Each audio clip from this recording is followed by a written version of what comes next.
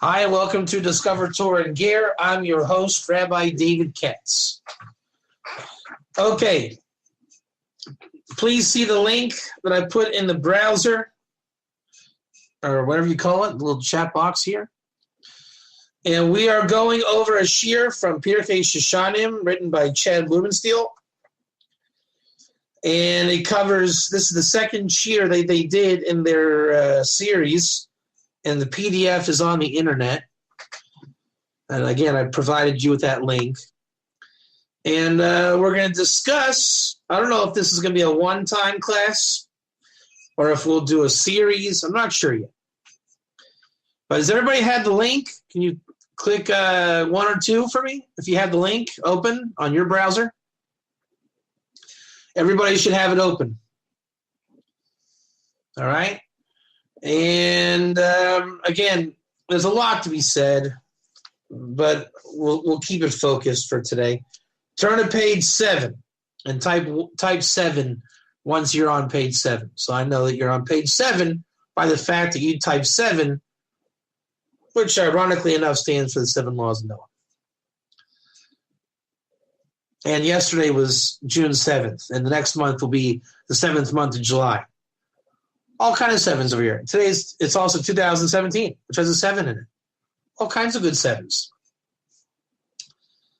And then did you know that the gematria of 7 is 7? The numerical value of 7 is 7. Did you know that? And that's right. The year is 5777.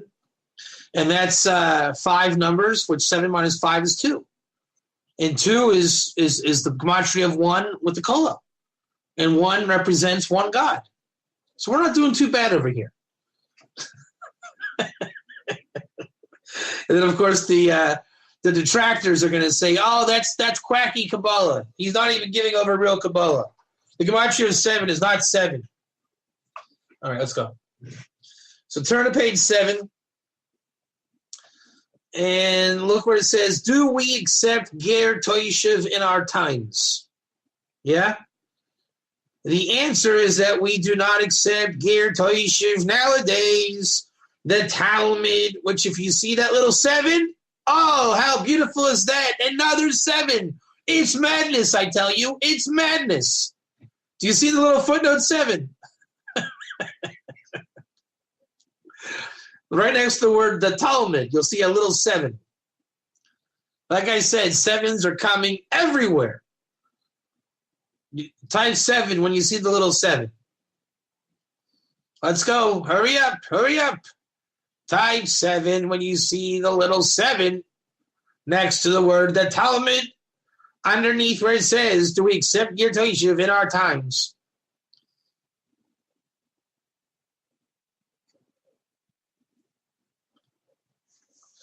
Oh, come on, people.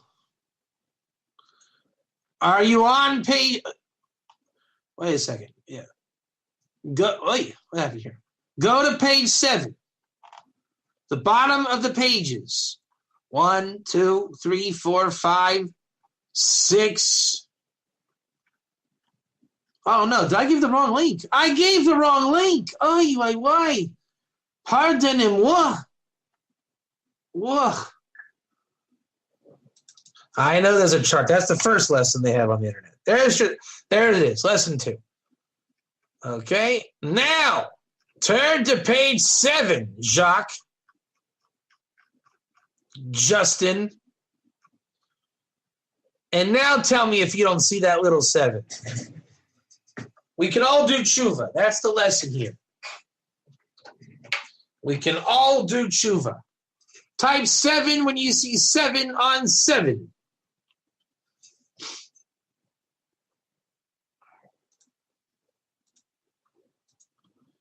All right. See, I'm not so much of a liar after all, even though my skeptics like to say I am. Let's go. So they got the 7. Go into the footnotes. What does 7 take you to? Let's hear it. Everyone type and say in your own space, Erechin 29a. Erechin 29a.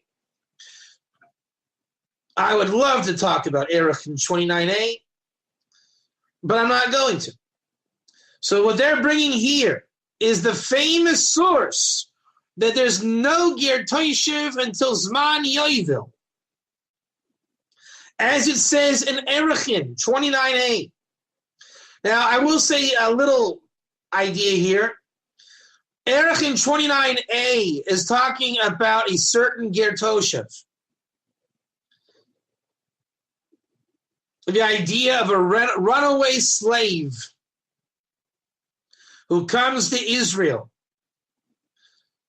to which the Rambam even calls him a Ger Tzedek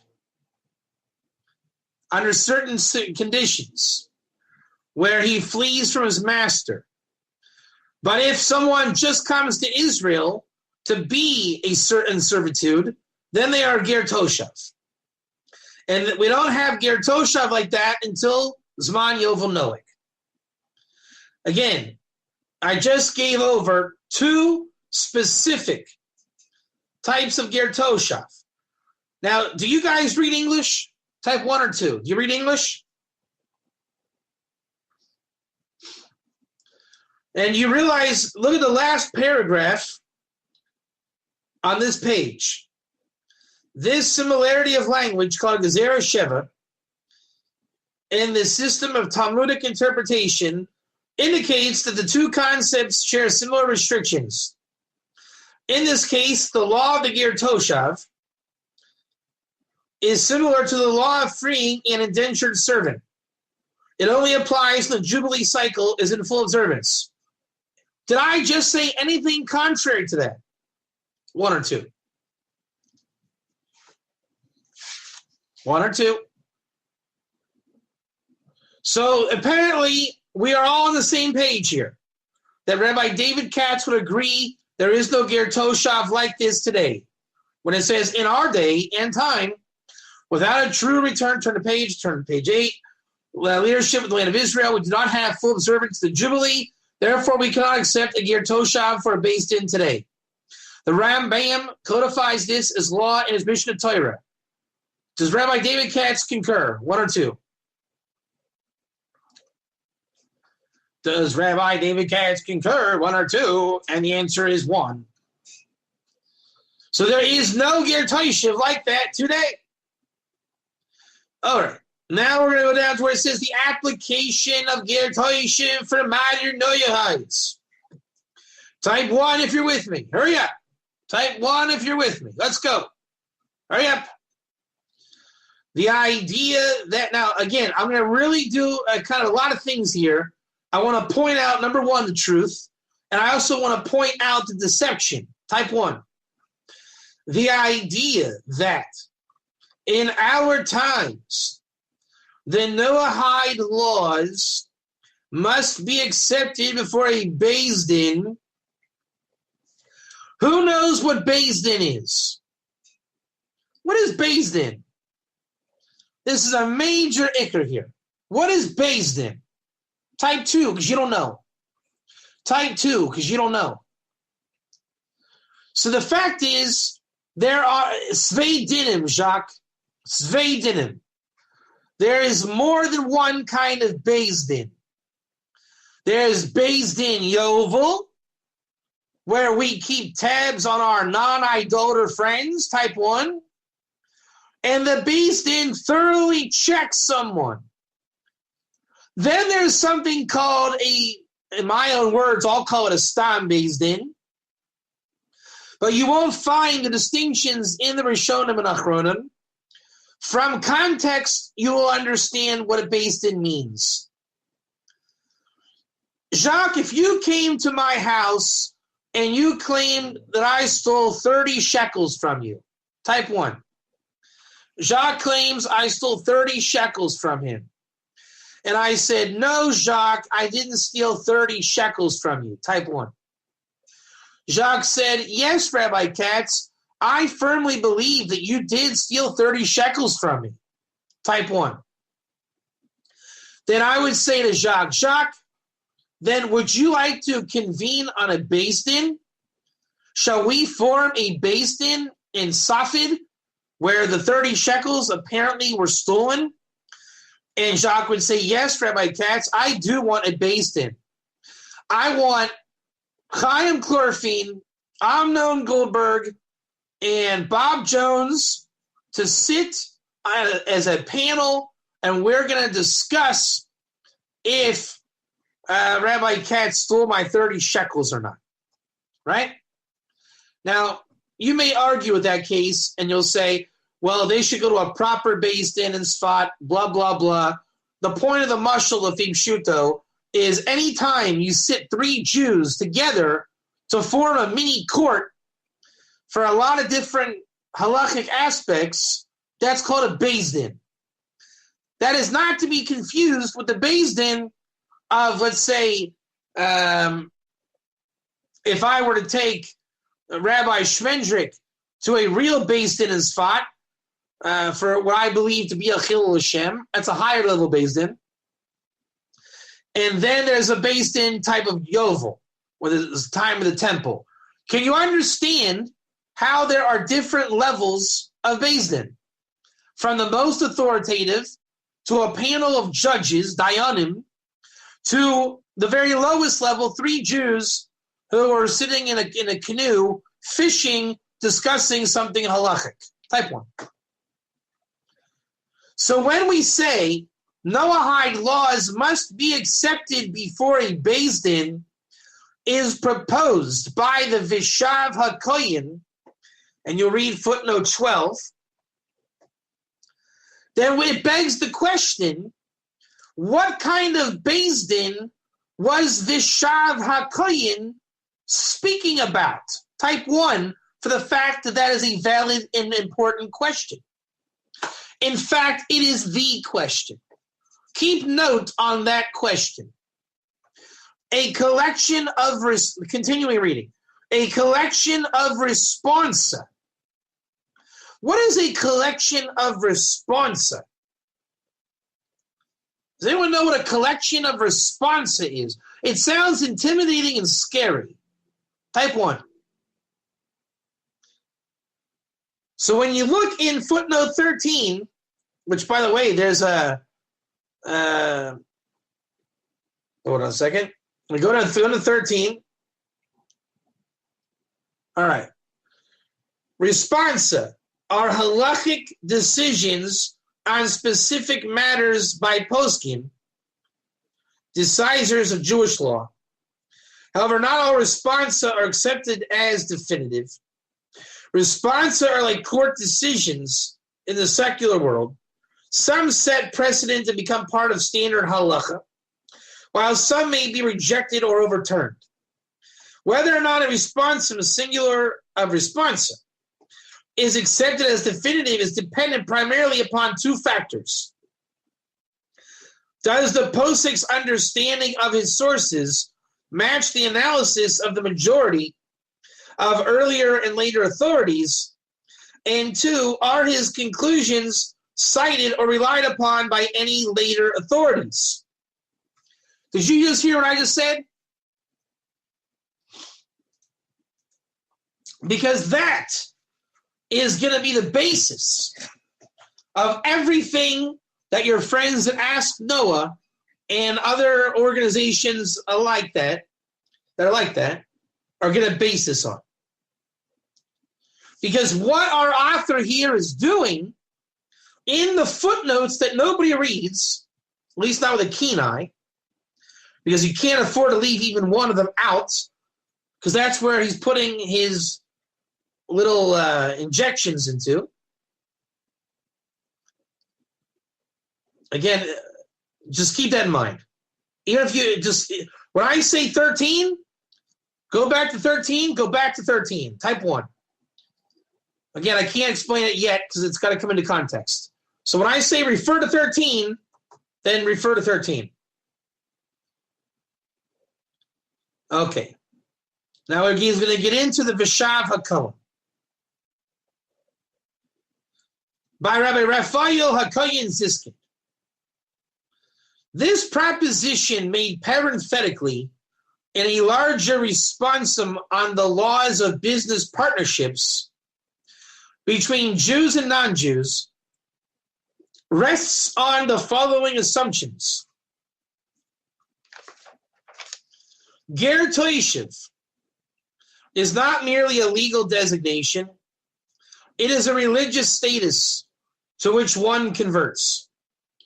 Becoming a Ger Toshav is as much a conversion to a new religion as is converting to Judaism. This is why the Sheva mitzvahs must be accepted for a Beis Din. Just as conversion to Judaism required accepting the 613 mitzvahs of the Jews before a Beis Din, so to a Ger Toshav, and by the way, the word two is spelled wrong. It should be 200. If you want to get technical, I can get technical too. Must accept the 7 mitzvahs for a Beis Din. I mean, isn't that the kind of tax they're doing on us, by the way?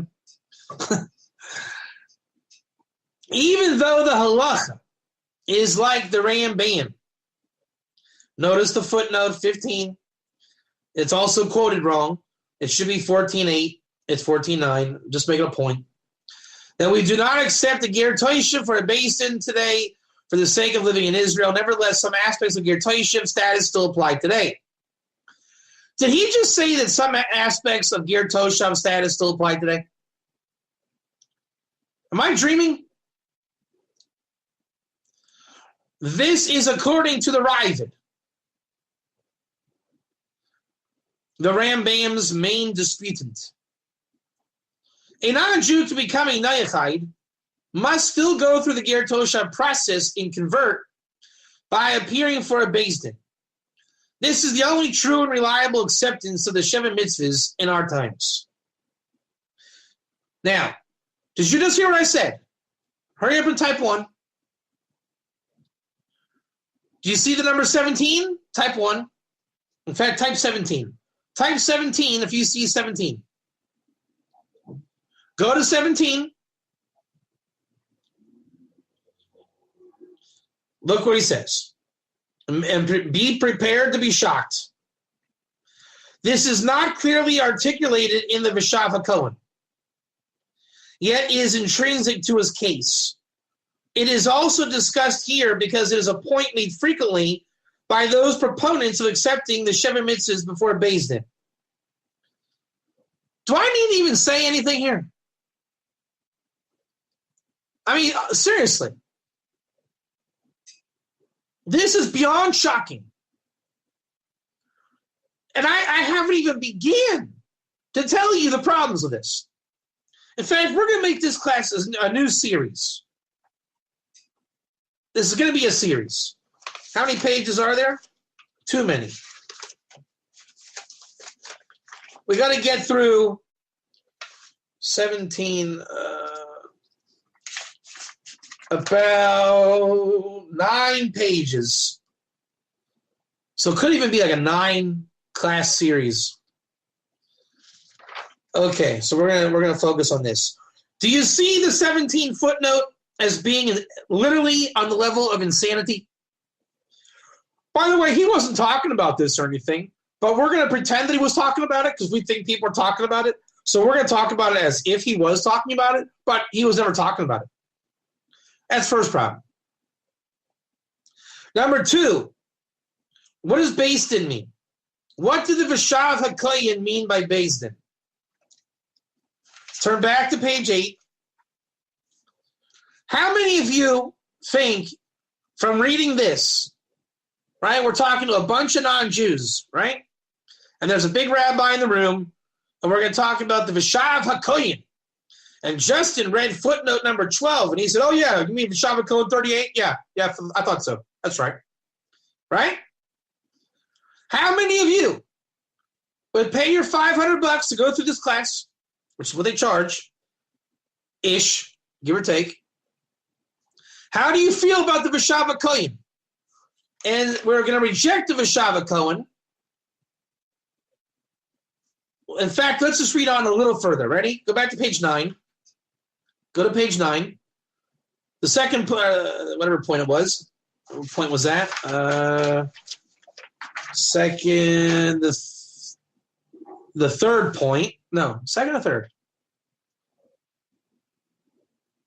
The third point. Without accepting the 7 mitzvahs before a Beis Din, a non-Jew can never receive full merit for fulfilling the laws and become mechasidiomos ha'olam, of the pious of the non-Jews. Okay, ready? Are you ready? However, pretending that we understood what was just written here, okay, just pretend that you understand that. However, this, unless you do understand it, which we're going to find out. However, this entire proposition cannot be accepted as halakha. There are two main reasons why. Everyone type 13. Everyone type 13. Because we're getting ready to go back to 13. Remember 13? Everyone everyone look at 13 and be able to toggle back and forth. Ready? Here's the reasons why this is not halakha. I'm now on page 9, but just keep 13 in your brain. Significant commentaries on the sources relied upon by the Veshav HaKohen, both by experts before and after the Veshav HaKohen, contradict the Veshav HaKohen's application and understanding of those sources. In the 220 years since its publication, no later authorities have quoted the Veshav HaKohen's proposition as halakha. In fact, later authorities have reached conclusions contrary to those of the Veshav HaKohen.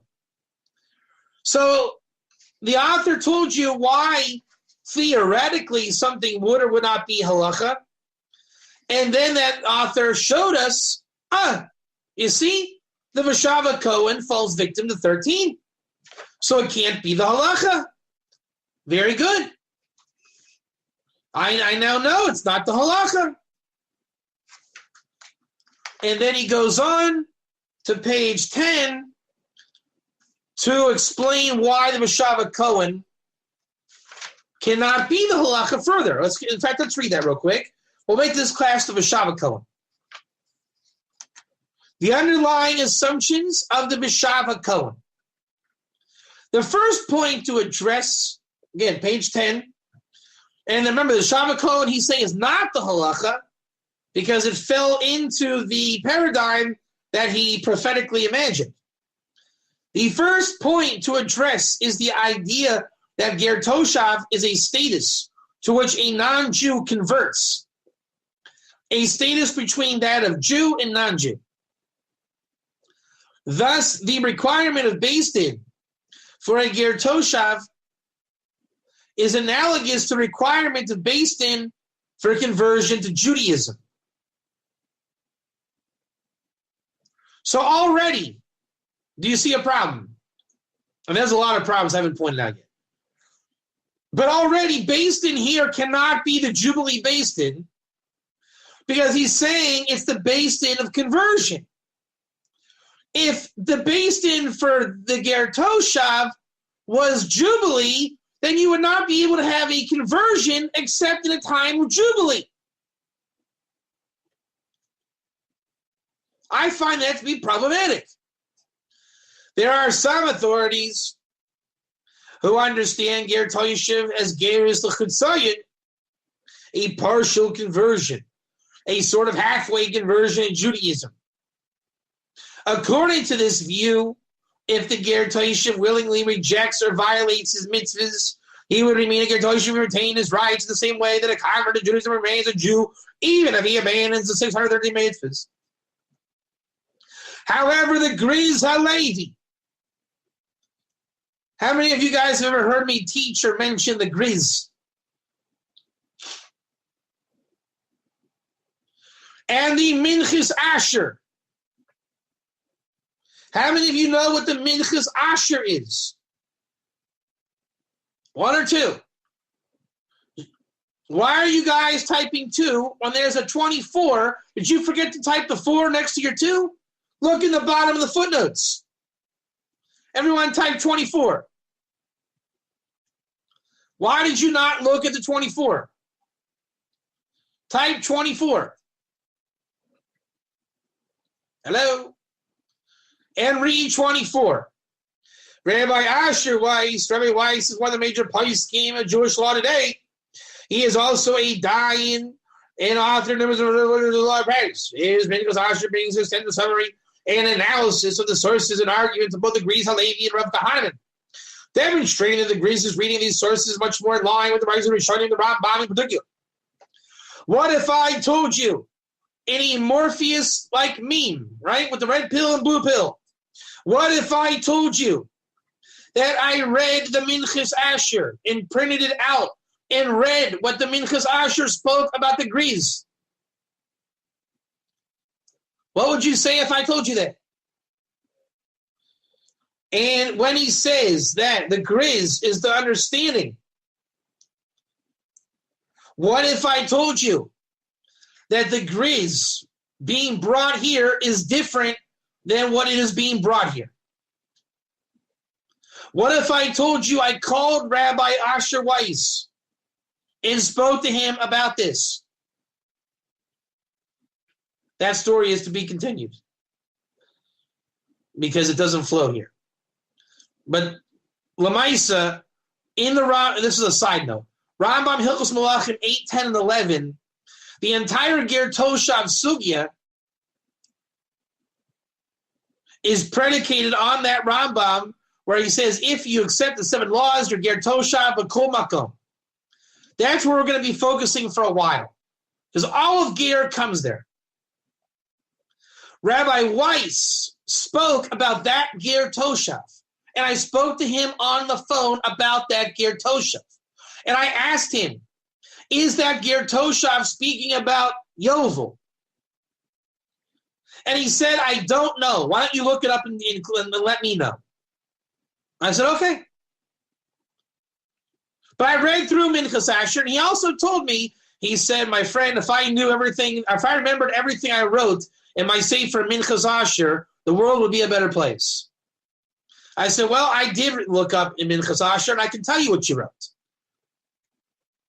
The point is, in Minchas Asher, he's bringing the Grizz, and they decide that Ger Toshav is not a conversion, as per that particular Rambam in 8, 10, and 11, which everybody says is not a conversion, namely the Lubavitcher Rebbe. So did Minchas Asher disagree with Mashava Cohen? Well, according to Chad. But the Minchas Asher did bring the Grizz, and the Grizz does say it's not a conversion. Why? Because Ger Toshav outside of 8, 10, and 11 is always a Ger L'Chutzayin, a partial conversion, Ksat Geris. But the Rambam's Ger Toshav at 8, 10, and 11 is a completely different non-halachic Ger Toshav. So why would we assume that 8, 10, and 11 is a Ger Toshav when it's not? So of course the Grizz and Minchas Asher say it's not a conversion. Now you're going to say that that brings an argument against the Shava Kohen. And I have to say I'm a bit embarrassed. I am a bit embarrassed. I went so many years without actually having learned the Veshava Kohen. Because you know how number 13 says it has to be quoted by previous and later sources? Type 13. Type 13. Did you know that in the Ger world, the reason why I didn't look up the Veshava Kohen? Because nearly everybody quotes the Veshava Kohen. And I thought I for sure knew the Veshava Kohen because literally everybody quotes the Veshava Kohen. It's like not having looked up the Ritva because everybody talks about the Ritva. But eventually you do have to look up the Ritva. So I did look up the Veshava Kohen. Now go back to page 8. Type 8 when you're on 8. Hurry up, type 8 when you're on 8. Now type 1 or 2. Do you guys understand the Veshava Kohen? If I gave you a quiz, would you be able to tell me what you think is going on with the Veshava Kohen? And therefore there's ramifications if we paskin like him or don't paskin like him. If I told you by quoting that the Vashava Cohen is this proposition made parenthetically in a larger responsum on the laws of business partnerships between Jews and non-Jews rests on the following assumptions. What is that about? If we said the Vashava Cohen based on that, do you understand what I call that?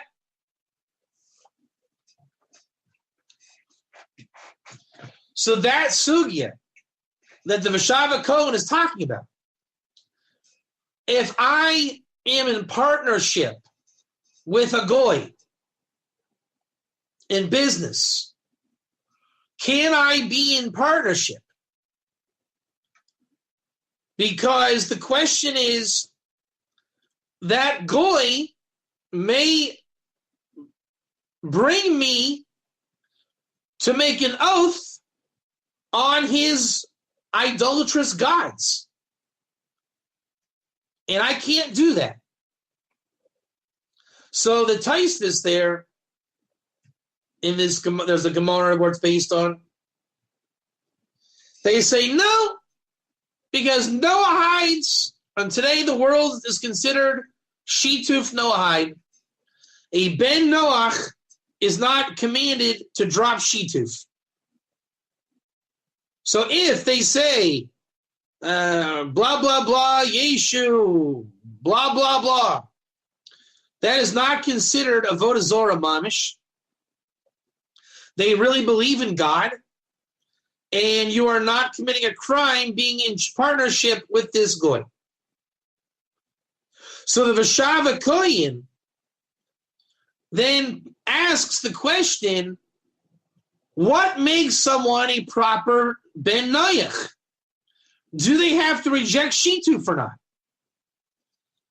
And his conclusion is they really should reject Shituf. I got to go over it again inside. It's a very long piece, and it gives every angle, so it's hard to pin down which angle. But he definitely raises the question of Ger Toshav, is the non-Jew. In fact, I remember how he ends it. He ends it by saying, it really can go either way. So obviously, some say a Ben Noach doesn't have to reject Shituf, and some say a Ben Noach should reject Shituf. He's obviously trying to show that they should, but it's inconclusive.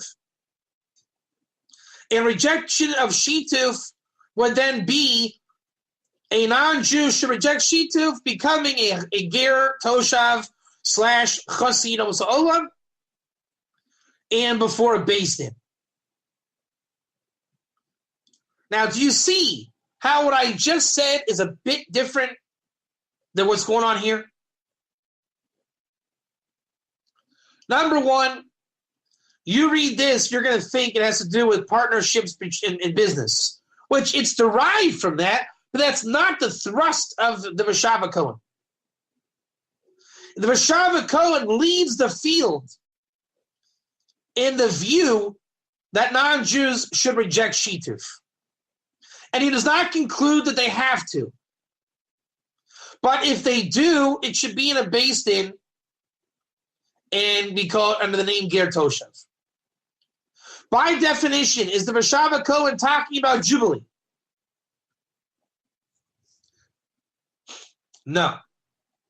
By definition, is the Vashava Cohen really talking about a conversion in the sense that we're being taught here? Or a partial conversion in the terms that we're talking about here? Is the author here skewing what is based in? In fact, it looks like this author is skewing everything. And then saying we don't poskin like the Vashava Cohen. Well, guess what? The Vashava Cohen didn't poskin like the Vashava Cohen. Vashava Cohen is telling you how something should be. That doesn't make it has to be.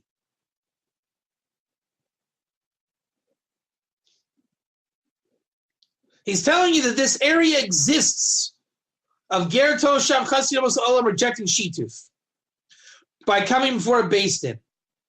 And the nafkamina is to be a proper Chasid, you got to be a Ger Toshav, which means reject Shituf. and to be commanded and does. Now, Jacques, you know there's something called lechachila and bediavad. He's telling you how to be a lechachila Noahide, so to speak.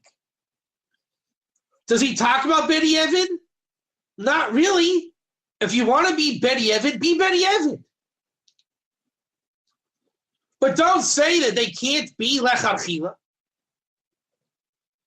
So the entire question of Ask Noah, Pirkei Shoshanim, all of our friends, is wrapped up in this little nugget here. Do I have to be Ger Toshav? Can I be Ger Toshav? Is it okay if I'm not a Ger Toshav? Is Ger Toshav connected to Chasidus Olam? Is it not? Is Ger Toshav the only way of mitzvah v'oseh, commanded and does? Or is there another way? Just being a Noahide also commanded and does. What is the intention I have to have? Is it Moshe giving the Torah? Or Moshe giving the Torah as I stand for based it as a Ger Toshav? Is the Ger Toshav Jubilee? Is it not Jubilee? Do I have to go before based in? Do I have to go for a based in Jubilee? Do I have to go for a based in at all? Which based in? Am I going before based in as a conversion? Or as a half conversion? No conversion? Is this halacha? Is it not halacha? How does halacha work? You hear all the questions.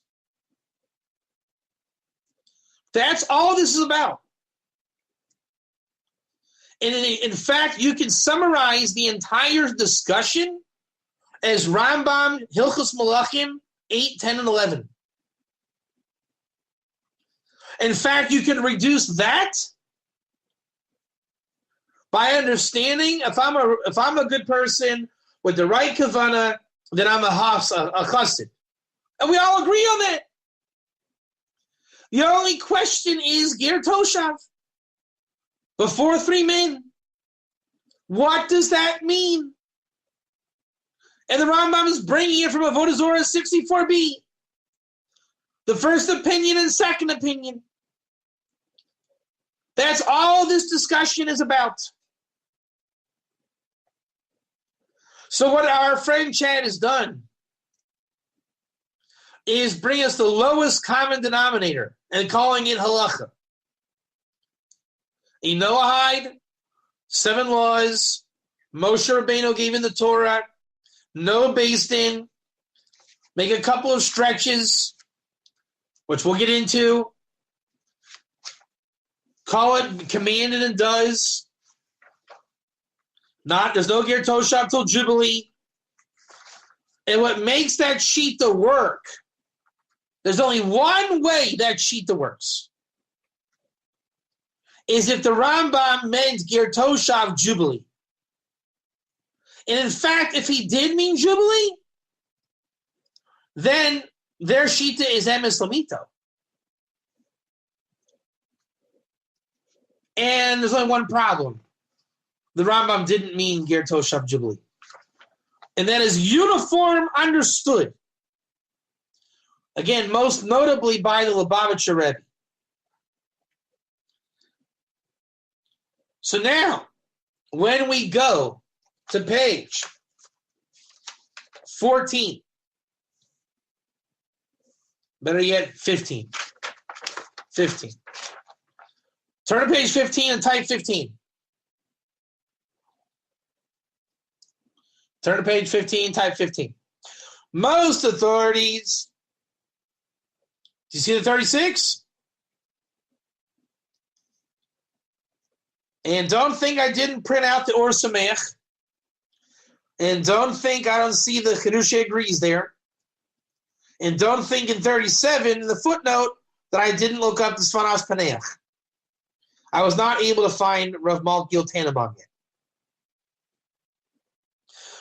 Most authorities who analyze this Rambam conclude that a non-Jew may receive the higher reward of one who is commanded and fulfills.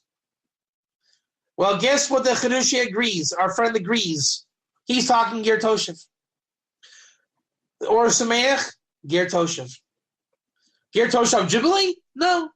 Because that Rambam's not talking Ger Toshav Jubilee. As the Rebbe says, it's not a halachic Ger Toshav. If he accepts the 7 mitzvahs with the conviction that they were transmitted with the Mosaic covenant, just like the Rambam says. However, a non-Jew accepts the 7 mitzvahs, okay. We see from here 2 things. A non-Jew can connect to the Mosaic covenant via the 7 mitzvahs and earn the higher reward of what is commanded and fulfills. That's correct. But all the sources are based on that Rambam, and that Rambam calls him Ger Toshav. Number 2, the nature of the non-Jew's reward. Jacques, does reward mean reward? Jacques, does reward mean reward? Or is it an Iker term that is not translated literally? It's an Iker term. Schar mitzvah va'isei or mitzvah lo mitzvah va'isei. The reward of one who is commanded and does is greater than one not commanded and does. It has nothing to do with reward. It's the level that you're on. Are you commanded and does or not commanded and does? And when you take Ger Toshav Kabbalah, you're commanded and does, says the Greece. And then your Chasidam Olam. It has nothing to do with reward. It has to do with, are you real or not? Or is it a mitzvah or not?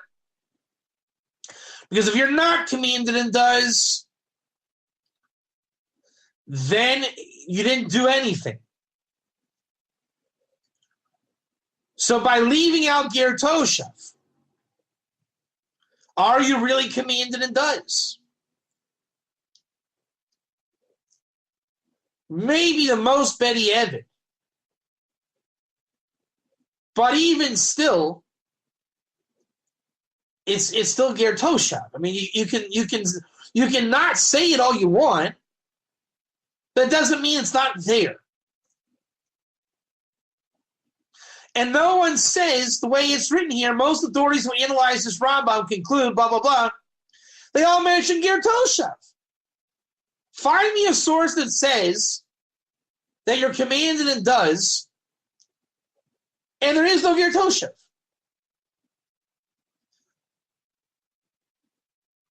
The nature of the non-Jewish reward is not dependent on accepting the 7 mitzvahs as a Ger Toshav. Nobody said you accept them as a halachic Jubilee Ger Toshav, which he is implying we are saying halachically Jubilee Ger Toshav. When it is implied and it is in fact fact. In the Rambam, it is not a halachic Ger Toshav. Rather, it depends on the conviction behind acceptance. That is true. This understanding sits perfectly with the wording of the Rambam and is the interpretation relied upon by later authorities.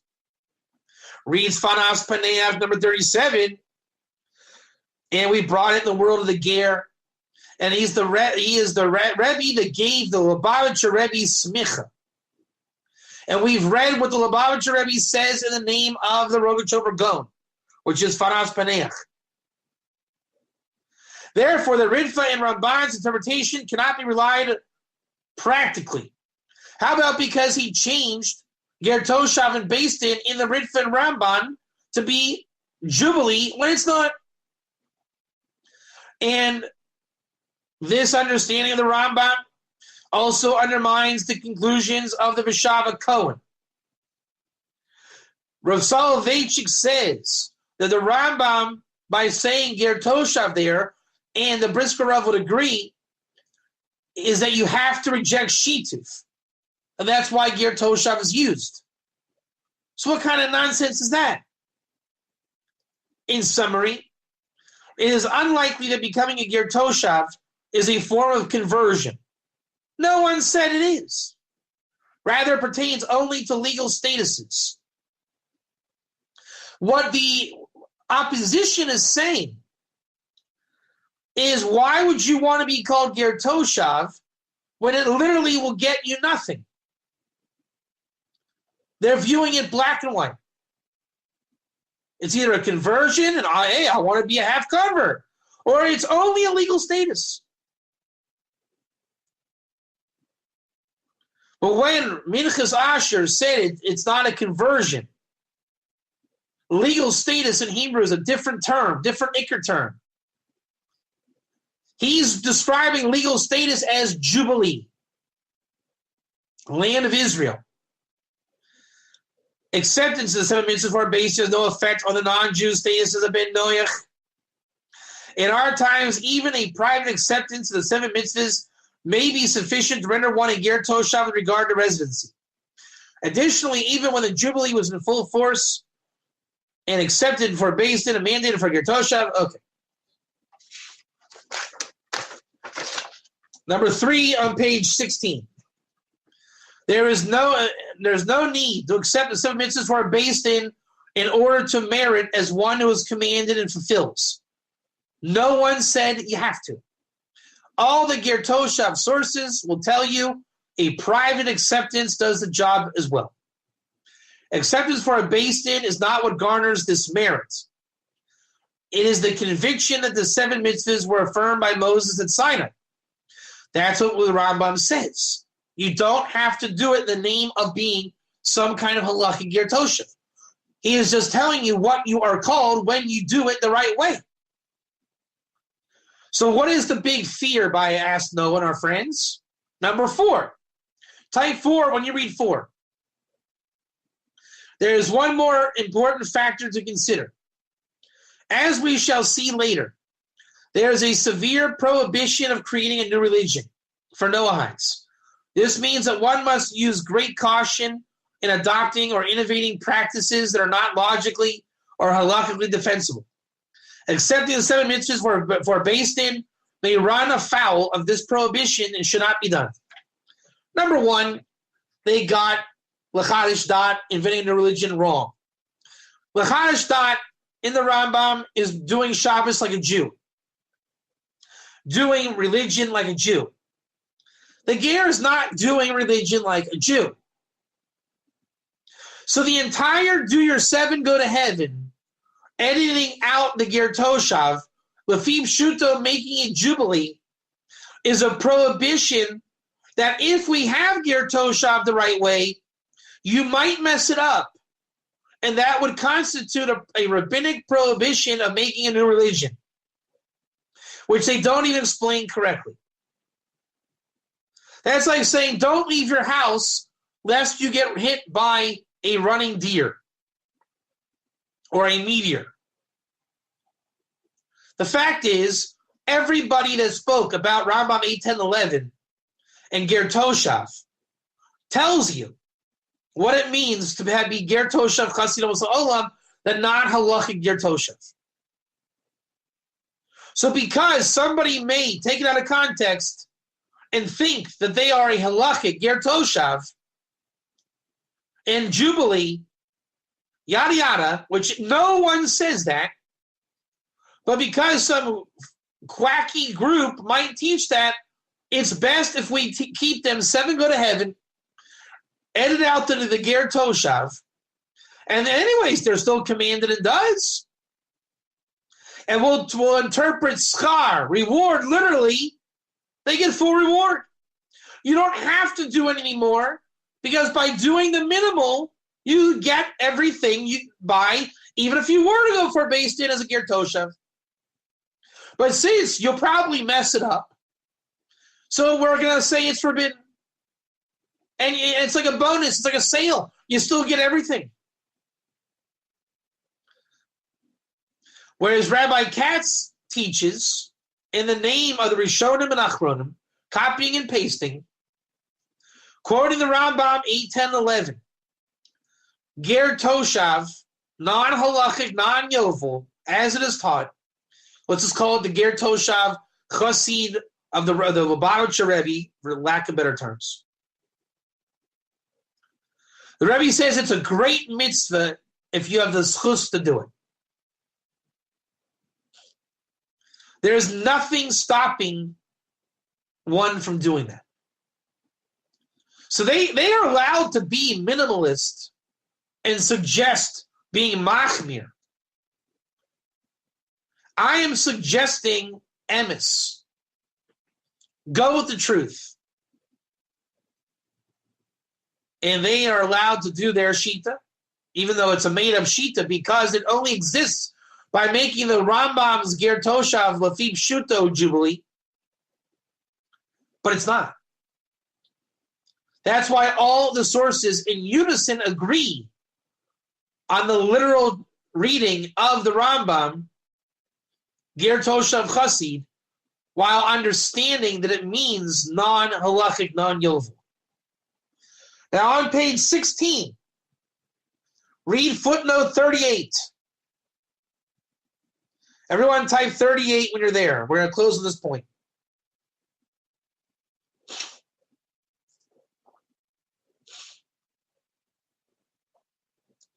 The primary advocate for requiring non-Jews to appear before Beis Din is Rabbi Yoel Schwartz. Now remember, Chad is saying that it is you should not go before Beis Din, correct? Do not go for any kind of Beis Din. Now he's going to try to say it's a higher Beis Din, but let's pretend that he's not saying that. He's saying don't go for Beis Din. Type 1. Rabbi Schwartz writes, hello, type 1, hello. Rabbi Schwartz writes in his Ma'orecha, his story, Shel Kabbalah's Manhige, B'nei Noyach Esamchud Beis Hadin HaYehudi B'Yerushalayim. By the way, I printed out this Rabbi Schwartz. We'll read it inside next time. That B'nei Noyach must accept their mitzvahs before a Beis Din, citing the Vashav HaKohen. Didn't our friend Chad say that nobody else cited the Vashav HaKohen? And if you ask any rabbi today who one of the leading poskim in the Noahide world is, they'll say Rabbi Schwartz. So there's so many contradictions here. Now, I actually disagree with Rabbi Schwartz, and I'll close on that note in a minute. But he concedes that many do not hold this way, writing, and if you explain the words of the Rambam to conclude that B'nai Noah do not need to accept their mitzvah for Beis Din. Nevertheless, acceptance for Beis Din makes them as if they are commanded in the mitzvahs, and their reward is transformed into one who is commanded and does, according to Rabbi Eliashib. Now, I agree with Rabbi Schwartz on that. Why? Because Rabbi Schwartz copied and pasted that. And guess what else Rabbi Schwartz said there? Ger Toshav. And then he also called him, if you don't want to live in the land of Israel, or if you want to just know what is the level of this guy, he says Ben Noach Gamor, which is not the same as he Ben Noach. There are two different madregas. See Rabbi Aaron Soloveitchik. So Rabbi Schwartz is afraid to use Ger Toshav because people will be confused thinking it's halachic. And he uses a lesser rabbinic term, Ben Noach Gamor.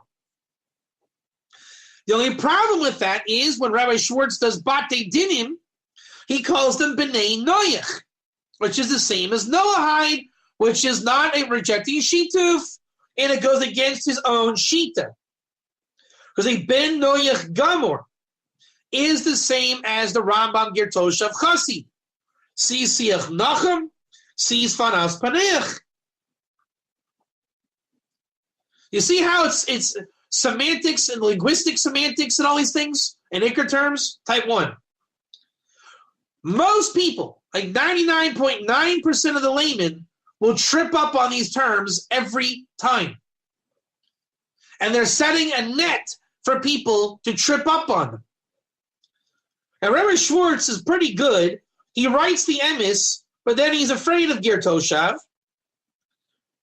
because people think it's halachic, and he uses a synonym for Ger Toshav, Ben Noach Gamor, but he teaches it openly as Ben Noach. That's problematic. Now, what about Blumenstiel? It is unclear to what Rabbi Schwartz is referring when he writes according to Rabbi Eliashib. It is absolutely true that accepting the mitzvahs for Beis Din will change the non-Jew's merit for observing the mitzvahs. Everyone would agree to that. Huh? Didn't Chad say that the Noahides cannot go for based in? One or two? He just said through the whole shear, no based in lest it be seen as making a new religion. Now he's saying everyone would agree to that. After all, so would accepting the mitzvahs privately as long as this is done correctly. And that's what I say. Every single time. I've said the same thing. Now, ready for this is where we're going to end this year. Ready?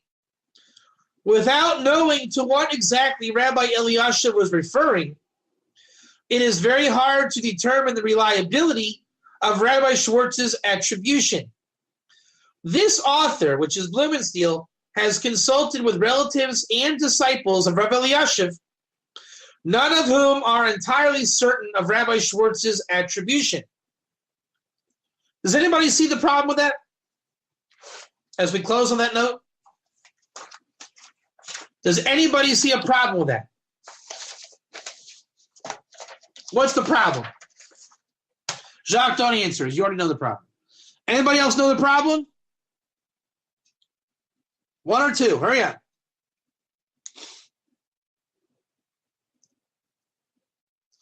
The problem is that Rabbi Schwartz is alive and well, living in Yerushalayim, and the author had no problem to call students and family and friends of Rabbi Eliashib. Why didn't the author pick up the phone and call Rabbi Schwartz and say, "Hi, Rabbi Schwartz, I'm just wondering what you meant when you wrote this halacha because I don't understand it." So it's easier to chop his head off in a footnote in a contrived halakhic system that you pervert with, when the obvious and menschlich answer is, oh, you didn't understand the one of the biggest poskim in the business, what his psak was? Did you ever think to call him and ask him?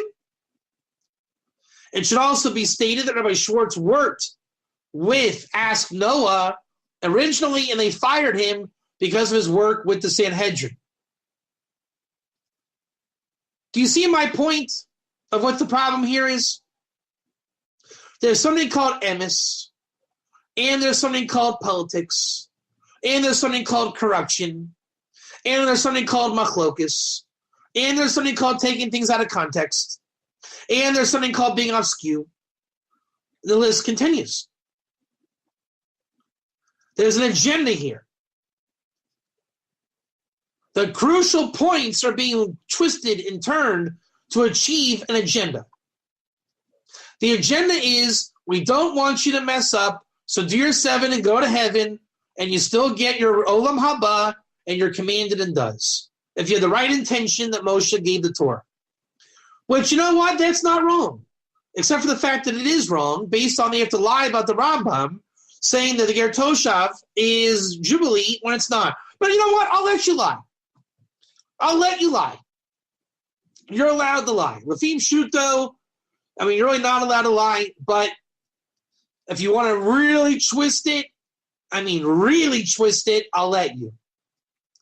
Because that's just how some people are. You could say it's a gezerah, it's a chumrah, whatever.